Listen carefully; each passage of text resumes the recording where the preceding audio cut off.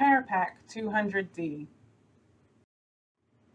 The paraPAC 200D is a small, lightweight pneumatic ventilator.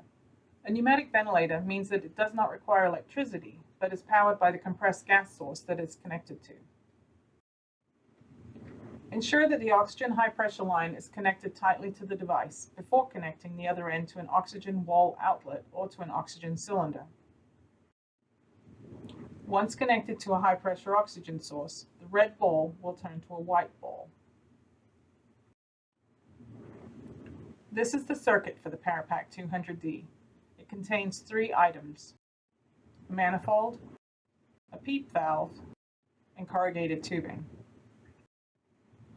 The manifold connects to the corrugated tubing and to the ET tube. The PEEP valve and the corrugated tubing. One end connects to the ventilator and the other connects to the manifold. The corrugated tubing attaches to the side of the paraPAC. If you have a filter, it is placed between the paraPAC and the corrugated tubing. The PEEP valve attaches to the manifold. Dial in the ordered amount of PEEP. This image shows the 3 circuit pieces put together. This is where you attach to the ET tube. On the front face in the bottom left-hand corner is where the on-off switch can be found. In the top right corner is your rate or breaths per minute adjustment. Lower right of the face is the tidal volume or VT knob. Note: when selecting a tidal volume, take the patient's ideal body weight in kilograms and multiply by 10. Then halve the answer, and that will give a good starting point for the tidal volume. For example, if your patient is approximately 80 kilos, 80 times 10 equals 800. Half of 800 is 400, so you'll start with a tidal volume of 400 mils. Evaluate the patient's chest excursion and auscultate and adjust if necessary. Your FiO2 setting is in the front.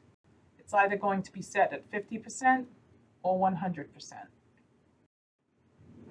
This is the pressure manometer.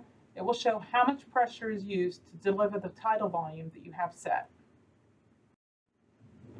This is the high pressure alarm.